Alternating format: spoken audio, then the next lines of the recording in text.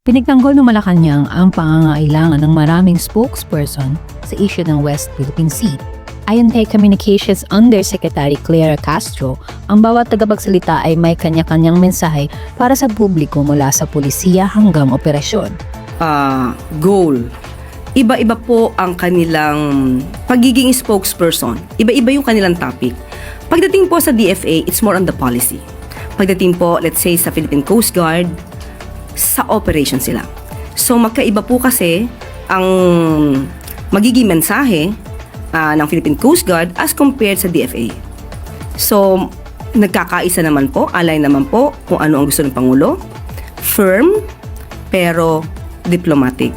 So, hindi naman po nagkakaiba-iba. Iba lang po siguro ang kanilang kung paano nila ito ihayag dahil iba naman din po yung kanila ipinapahayag. Yung isa ay polisiya, yung isa naman po ay operations.